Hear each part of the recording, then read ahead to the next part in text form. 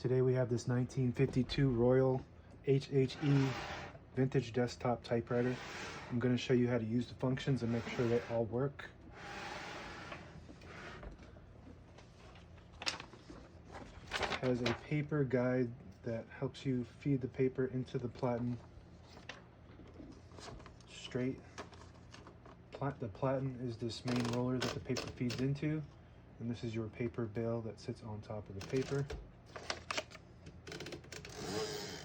Your margins are located up top here, and they're magic margins. Basically, you can set them anywhere you want just by flipping that switch. Say you want it right here on the edge. You flip that switch forward, and it sends the margin to that spot. You can hear the bell when you get to the end. The beginning is all the way on the edge already. But say you wanted it towards the middle, you just flip that switch forward, and that's where you'll have your margin. And if you want it more towards the end, hold the carriage release and the magic margin at the same time, and it allows you to move it to the end. We're going to keep it there for now.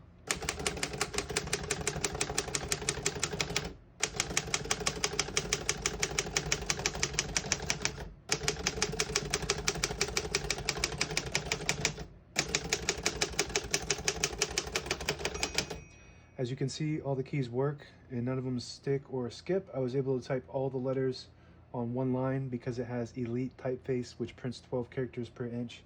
Basically just a bit smaller than your average 10. You could type more letters on a page.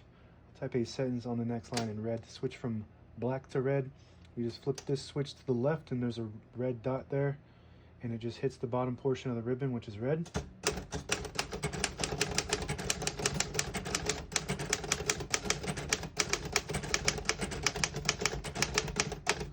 Very nice typing machine. This is probably one of the best machines they ever made as far as performance goes. Very nice quality parts. Everything's made out of quality metal and steel, and very heavy, and it'll last forever if you take care of it. Take a look at the underneath. It's just, they don't make them like this anymore. If you buy something brand new, it's basically all plastic and really cheap metal. They can't make them like this, and for them to be affordable, this would probably cost like $1,500 if it was a brand new made from the factory. So you get a pretty good discount by buying these used. They're cheaper than the brand new ones, and they're way better.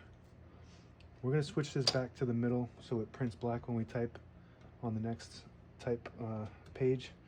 So we're going to flip this switch forward to pull that page out easy. It unlocks the rollers underneath the platen, allowing you to pull the page out easy or load thicker paper like carbon copy or cardstock or multiple pages. Make sure you flip that back before you load the next page, or else it won't load correctly. It's got a backspace on the top left here, a shift on each side, and a shift lock on the left. To clear that shift lock, you just hit the shift button again, and we got a tab function on this. It's got a wide carriage, so you have a lot of room to put a tab. We're going to set this margin all the way on the end. So now you can go all the way. You have full clearance of the platen. We're going to set a tab right here in the middle by hitting that button right there and pushing that in. It should stop at that spot that you set it, and it does. Works good. We're going to clear it by hitting this clear button, and now you shouldn't have any tabs on the whole platen, but we're going to set one anyway in the middle, just in case you accidentally hit this tab button. It doesn't go slamming all the way to the end, causing wear and tear on your typewriter. We're going to open the hood by pressing this button right here on the left.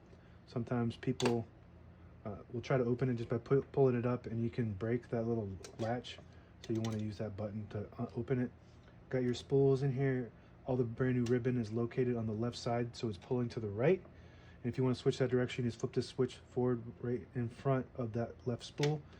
Switch it to the left, and it'll pull to the left clockwise, but we want it to pull to the right, so we're going to push that to the right. And I believe this model does have an automatic ribbon direction control. When you get to the end of this ribbon, it'll automatically switch, but that's how you manually do it. It's got a cool function. If you lift up this paper bale, and there's a little button on the inside of this knob, you pull it down and you can take the platen all the way out and clean it. Sometimes there's dirt and debris that gets stuck in there, and when you load the paper, it'll show on the paper, so you want to keep that clean. So this is a cool function this model has. And on this left side here, we have this lever here that if you push it up, it'll disable the spacing mechanism, so you can find your spot on a page without having to navigate with these spaces. Each one of these clicks is a space, so you can do it also with this. Little quick action, so you can do that. And I think a lot of people use that for the accent marks, to put an accent right above one of the letters, because if you do that with the spacing, it'll be too high. So that just gives you an exact spot. And that's about it. Now available on eBay or Etsy. Search Brooksaw Antiques.